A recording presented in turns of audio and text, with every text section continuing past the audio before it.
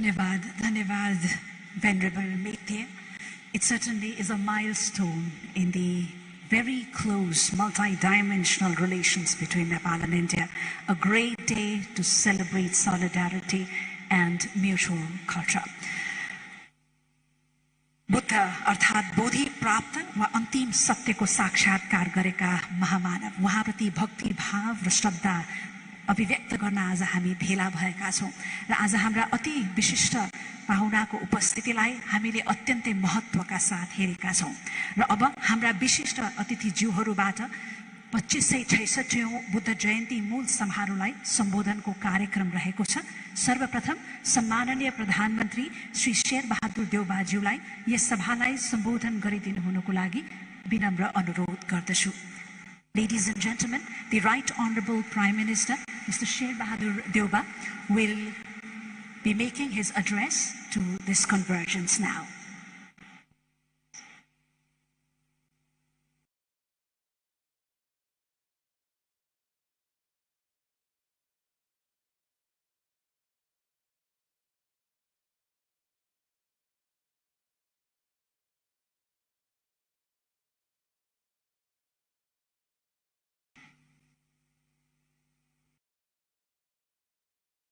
राष्ट्र भारत का महामहिम प्रधानमंत्री Narendra Modi ji, Excellency Prime Minister of India Sri Narendra Modi ji, venerable monks and nuns, distinguished members of the Indian delegation,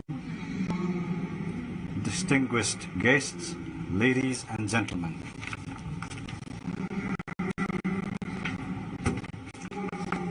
We feel extremely happy today to welcome Prime Minister of India, Sri Narendra Modi ji, in this sacred land of Lumbini, the birthplace of the Lord Buddha, the Apostle of Peace.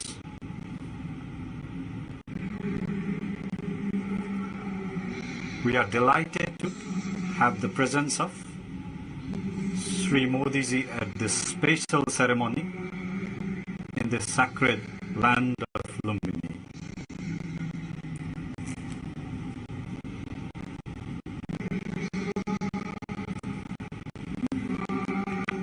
During the last 2 years, the COVID-19 pandemic had confined us to celebrate Buddha Jayanti in a limited setting. It is a matter of happiness that we are organizing 2566th Buddha Jayanti in a grand manner as we have been able to gradually control COVID-19.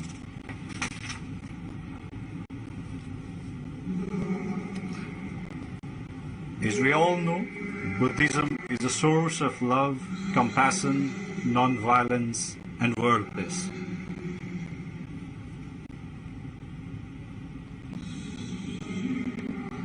Together with us, the world is also observing this day as the day of Vesak, organizing different events.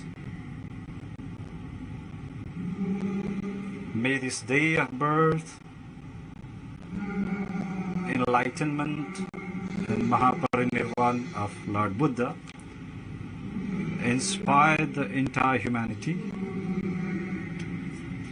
towards the path of peace, harmony, compassion, mercy, wisdom, and enlightenment.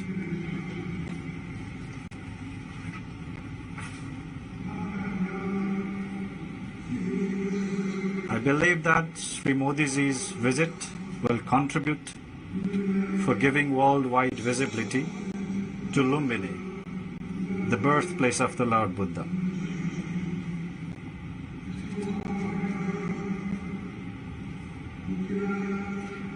The past visits by Sri Modi ji to sacred pilgrimage sites including Janakpur, Muktinath and Pasupatinath have bolstered cultural relations between peoples of both countries.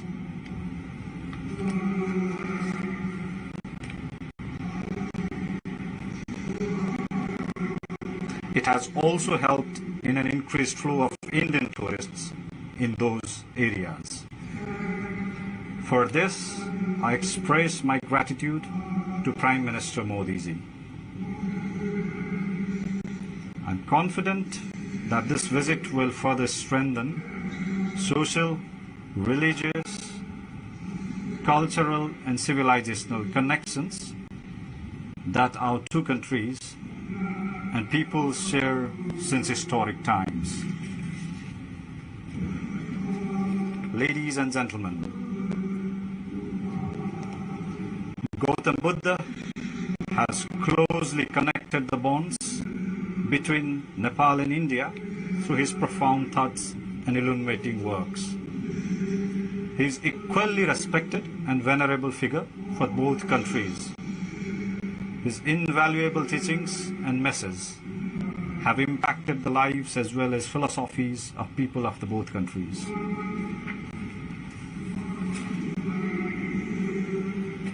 Buddha's four noble truths and eightfold paths of righteousness are meant to free humans from sufferings, and they stand as timeless inspiration for humanity across the generations. The teachings of Sakyamuni Buddha were meant to free humans from the miseries and sufferings through compassion and awakening. Buddha's teaching of peace and compassion to lift lives above disease, sorrow, misery, and sufferings are equally relevant today as they were before. Therefore, Buddha's teachings have eternal resonance. Humanity in different parts of the world is confronted with violence, animosity, and wars. Terrorism, arms, race, and conflicts have made the quest for universal peace more difficult and challenging. In such a context, Lord Buddha's teachings are more relevant than ever.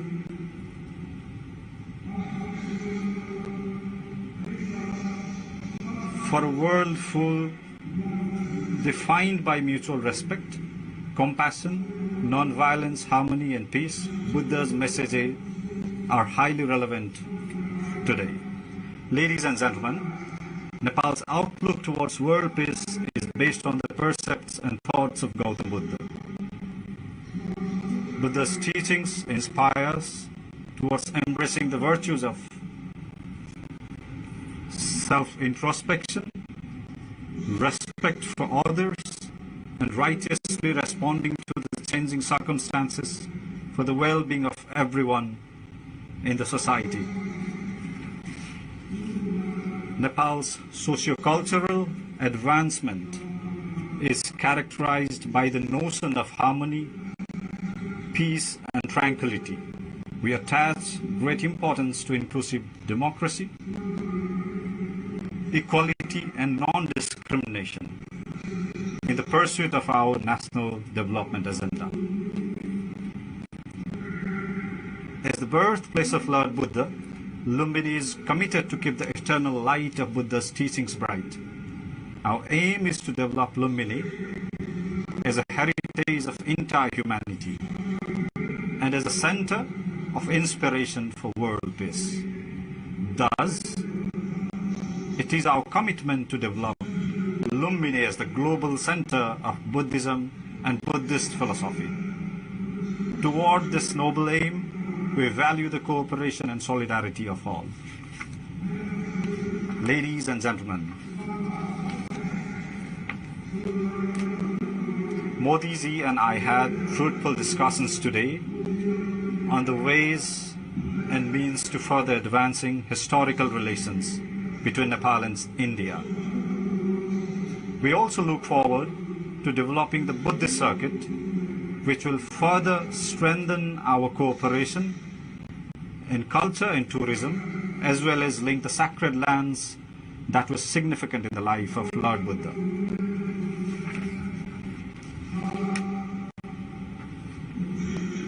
Such circuit linking Lumbini in Nepal with Bodh Gaya, Sarnath, and Kushinagar in India has immense potentials for promoting cultural tourism between the two countries. This will inspire the Buddhists of the entire world to visit the important places in Nepal and India which are connected with the life of Lord Buddha.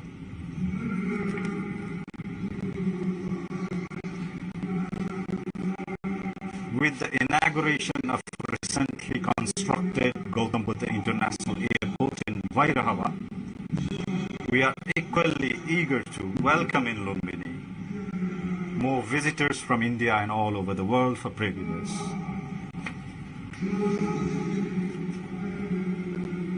Nepal and India are closely linked by cultural and spiritual values. I cherish fond memories of my recent visit to Varanasi, during which I had the opportunity of performing puja in Kashi Vishwanath temple. I express my gratitude to Prime Minister Modi ji and the Chief Minister of Uttar Pradesh, Yogi Adityanath ji, for the opportunity. India is our close neighbor and trusted friend with multidimensional relations.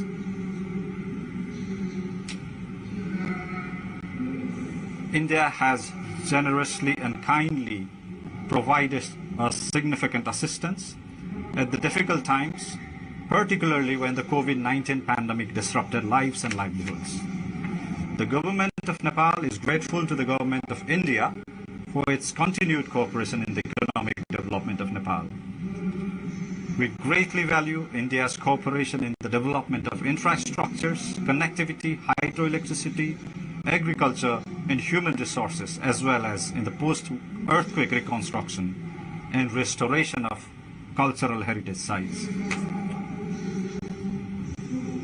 As this year marks the 75th year of the formalization of diplomatic relations between Nepal and India, we look forward to further strengthening of our relations based on mutual understanding and respect. Venerable monks, nuns, and distinguished guests, I would like to underscore that divine footprints of Lord Buddha will continue to guide our pursuit for peace and harmony, compassion and enlightenment in our countries,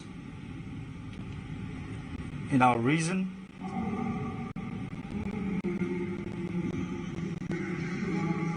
and the entire world, and bless us and enrich our lives.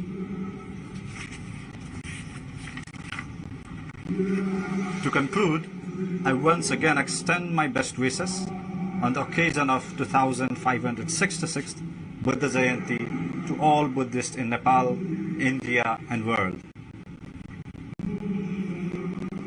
May all be blessed. Thank you. Jai Nepal.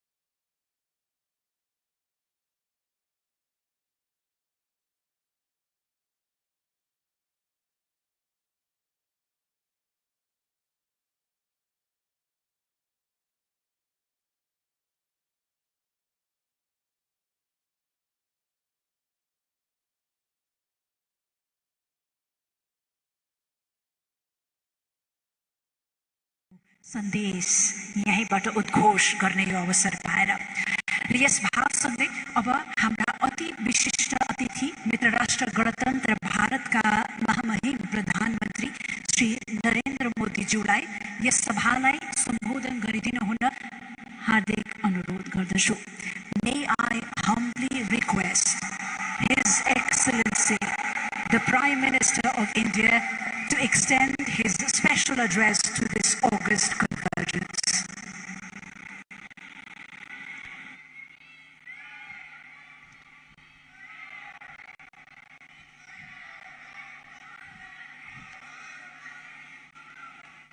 नमो बुद्धाय.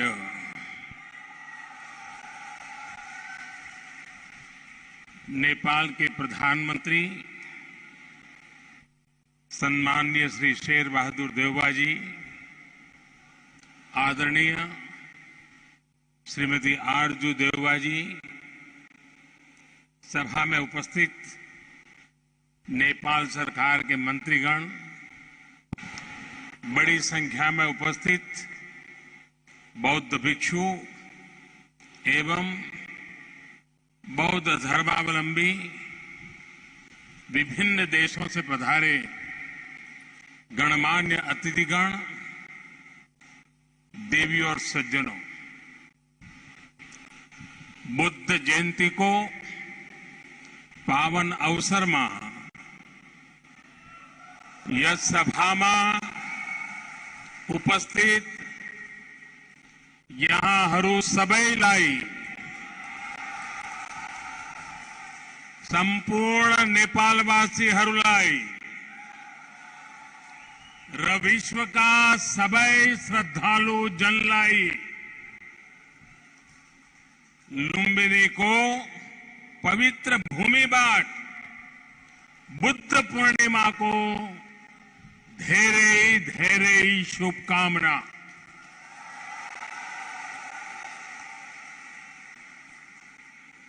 मुझे पहले भी वैशाख पूर्णिमा के दिन भगवान बुद्ध से जुड़े दिव्य स्थलों पर उनसे जुड़े आयोजनों में जाने का अवसर मिलता रहा है और आज भारत के मित्र नेपाल में भगवान बुद्ध की पवित्र जन्मस्थली लुम्बिनी आने का यह सौभाग्य मिला। कुछ देर पहले माया देवी मंदिर में दर्शन का जो अवसर मुझे मिला वो भी मेरे लिए अविस्मरणीय है। वो जगह जहां स्वयं भगवान बुद्ध ने जन्म लिया हो, वहां की ऊर्जा, वहां की चेतना, ये अलग ही एहसास है। मुझे देखकर भी खुशी हुई कि इस स्थान के लिए 2014 में मैंने महाबोधि वृक्ष की जो सैपलिंग भेंट की थी वो अब विकसित होकर एक वृक्ष बन रहा है। साथियों, चाहे पशुपतिनाथ जी हो, मुक्तिनाथ जी हो, चाहे जनकपुर धाम हो या फिर लुम्बिनी में जब जब नेपाल आता है, नेपाल अपने आध्यात्मिक आशीर्वाद से मुझे कृतार्थ करता है। साथियों, जनकपुर में मैंने कहा था कि नेपाल के बिना हमारे राम भी अधूरे हैं।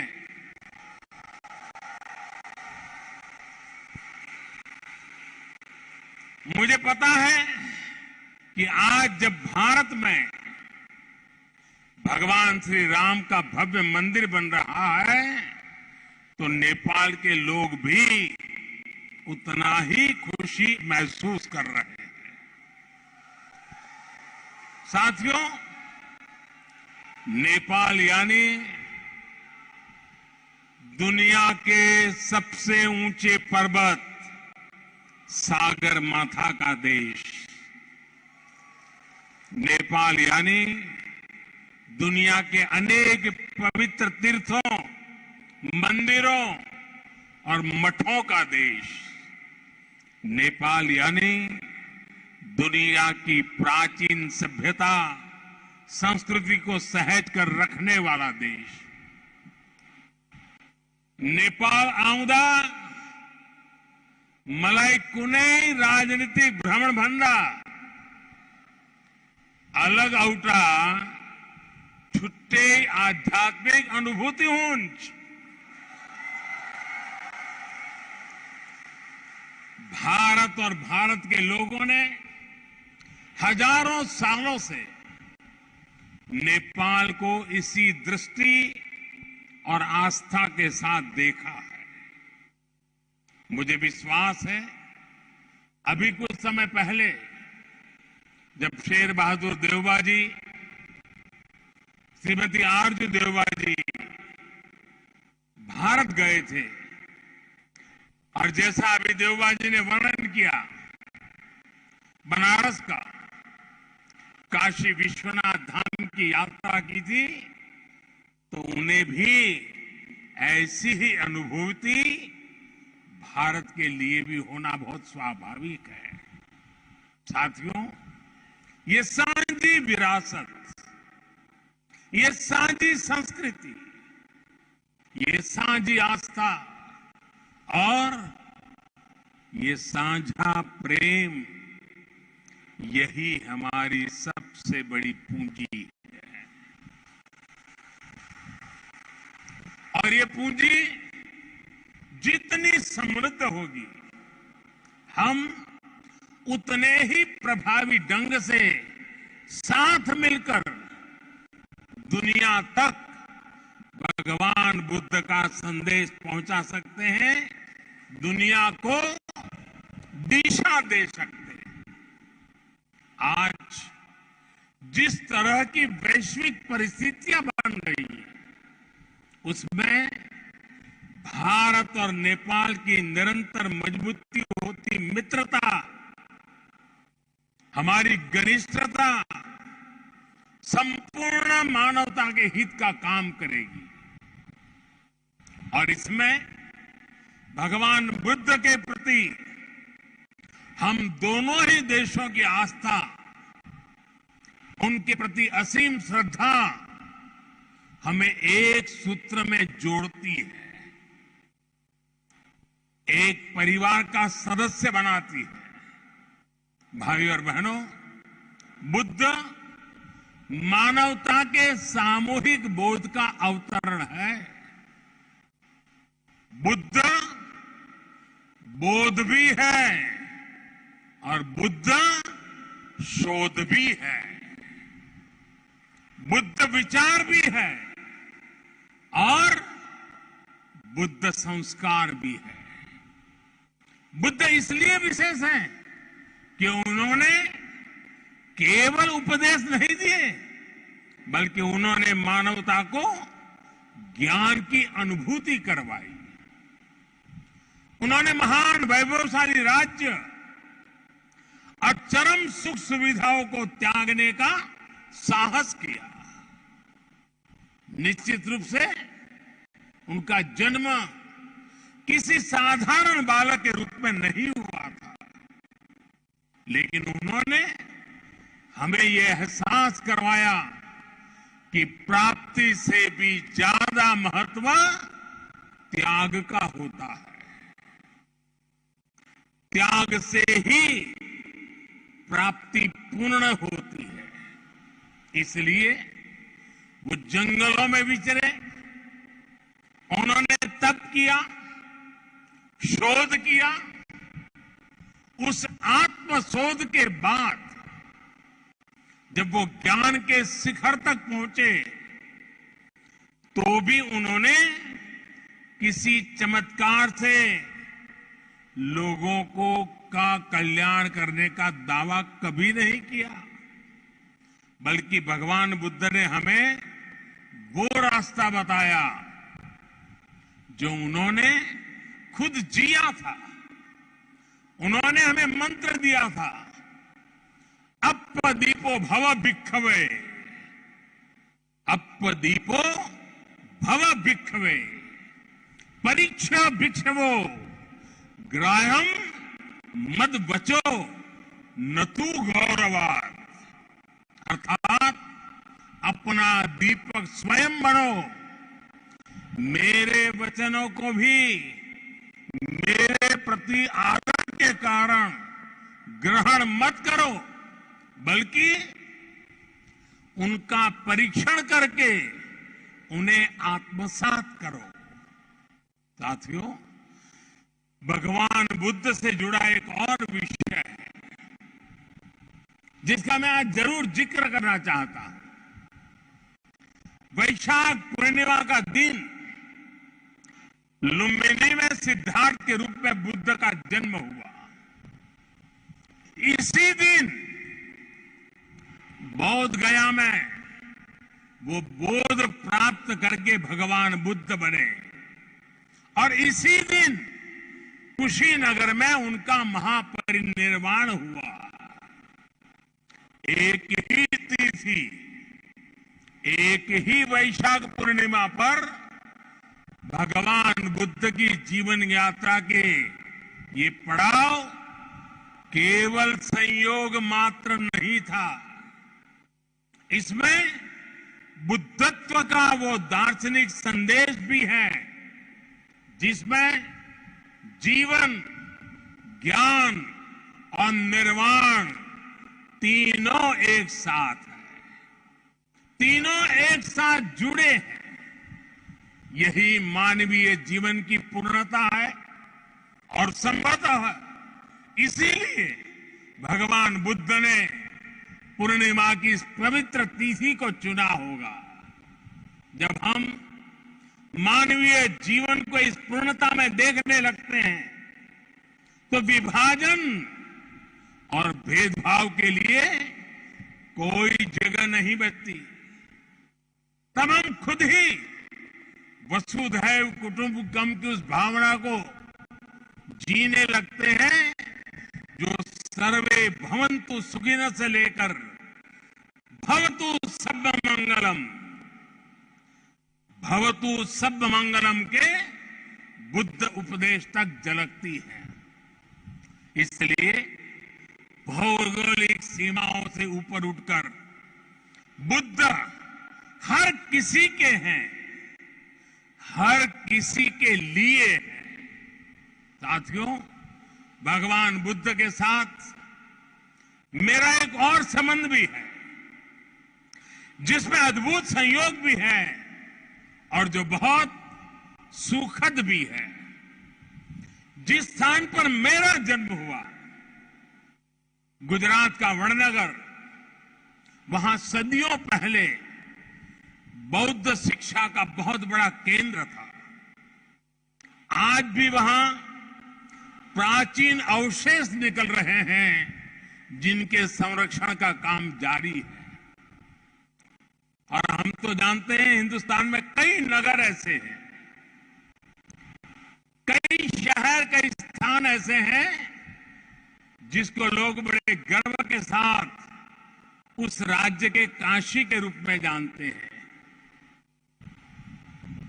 भारत की विशेषता रही है और इसलिए काशी के समीप सारनाथ में मेरी आत्मीयता आप भी जानते हैं। भारत में सारनाथ, बोधगया और कुशीनगर से लेकर नेपाल में लुम्बिनी तक ये पवित्र स्थान हमारी सांझी विरासत और सांझे मूल्यों का प्रतीक है।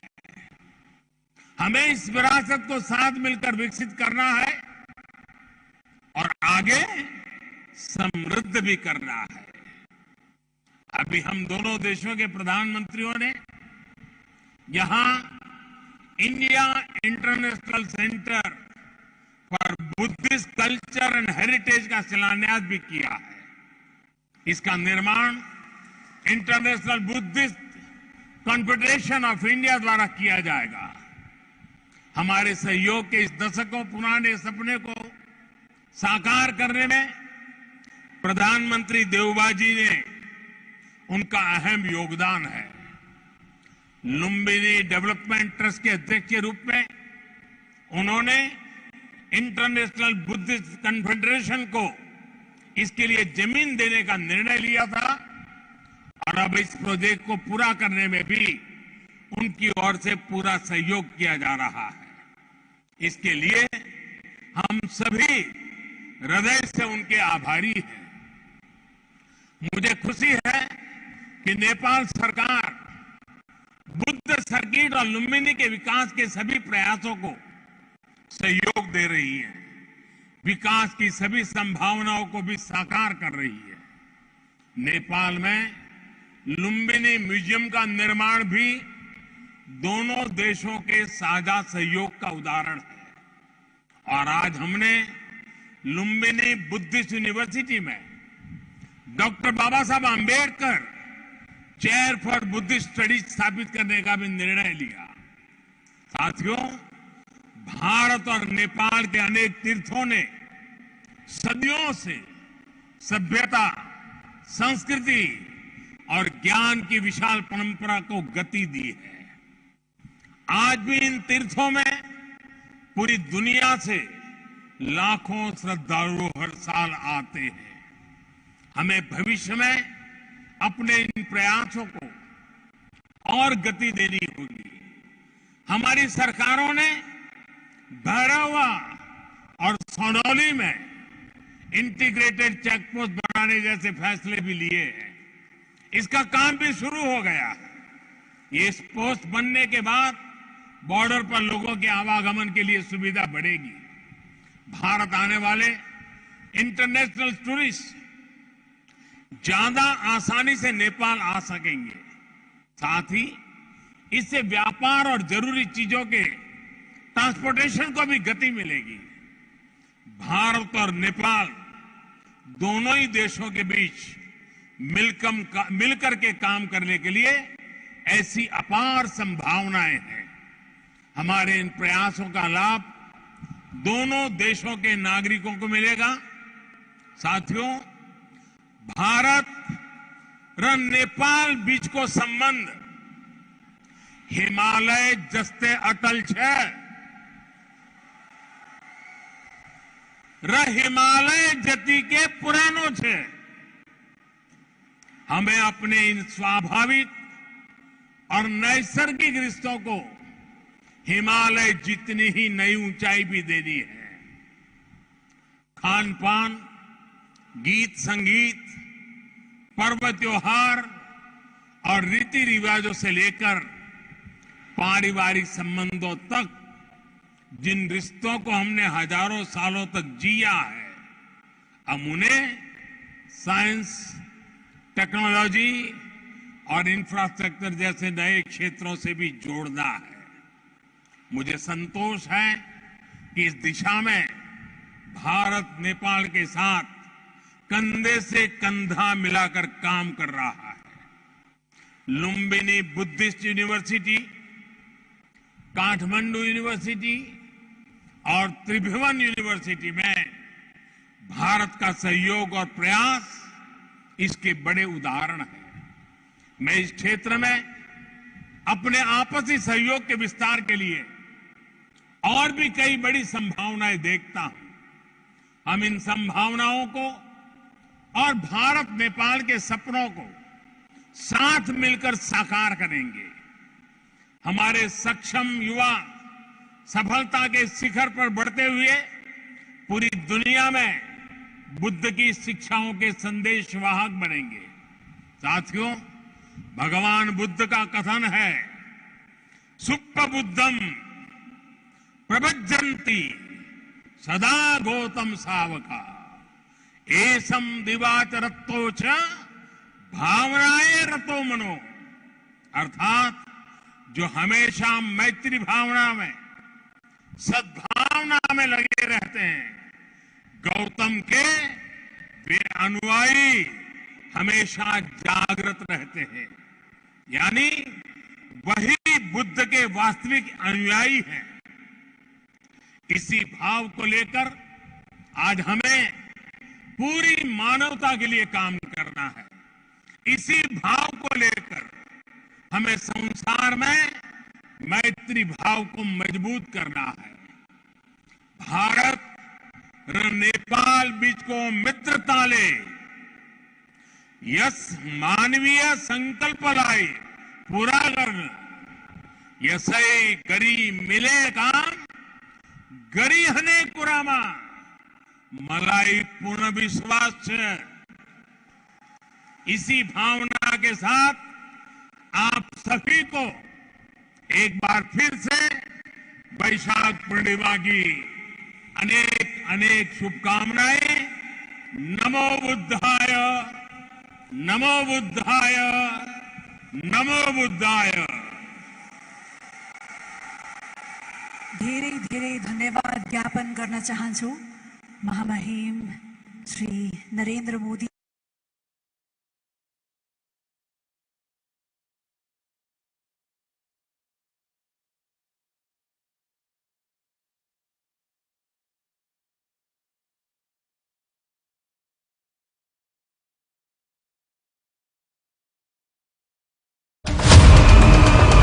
বিরোধীদের নিশানায় সিবিআই। প্রতি মুহূর্তে বদলাচ্ছে রাজনীতির রণনীতি, বদলাচ্ছে সময়, তাই সময় বলবে সময়ের কথা। দেখুন নিউজ রুম। আমাদের কথা কেউ কি ভাবে? আমাদেরও সময় আসবে। আমাদেরও একদিন সময় আসবে।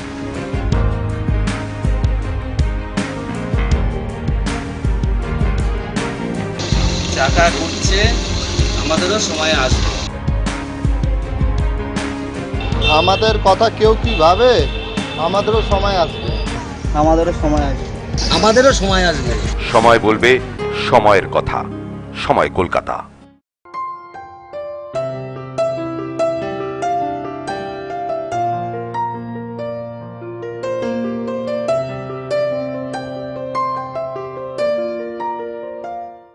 ক্যারিয়ার নিয়ে চিন্তিত? ভাবছেন কোন প্রফেশনে যাবেন? জীবনের সফলতার হাত ধরতে হলে চলে আসুন ড্রিমস ইনস্টিটিউট অফ হোটেল ম্যানেজমেন্টে। বিশেষ প্রশিক্ষণপ্রাপ্ত ফ্যাকাল্টি, পর্যাপ্ত প্র্যাকটিক্যাল ক্লাস, নিম্ন কোর্স ফি, প্লেসমেন্টের নিশ্চয়তা সহ আরও সুযোগ সুবিধা পেতে হলে অবশ্যই আসতে হবে ড্রিমস ইনস্টিটিউট অফ হোটেল ম্যানেজমেন্টে। ভর্তির জন্য যোগাযোগ করুন 7617006308 এবং 8337080620 এই নাম্বারে। ধ্বংসস্তূপের মাঝে ক্ষয়ে যাওয়া ইটের পাঁজরের নিচে চাপা পড়ে রয়েছে বহু অজানা ইতিহাস।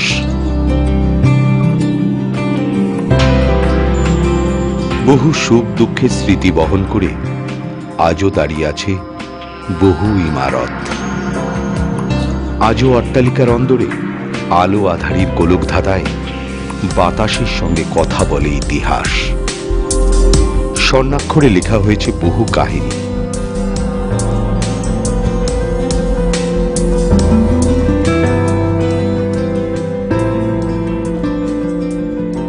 আর বহু কাহিনী আজও রয়েছে অধরা, রয়েছে অব্যক্ত।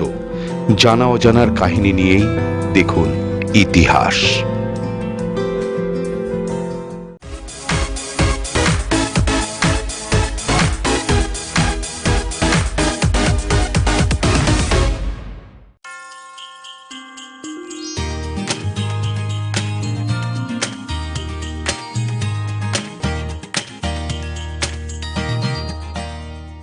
কেন্দ্রীয় সরকার, রাজ্য সরকার, সমস্ত সরকারই কিন্তু ইলেকট্রিক ভেহিকেল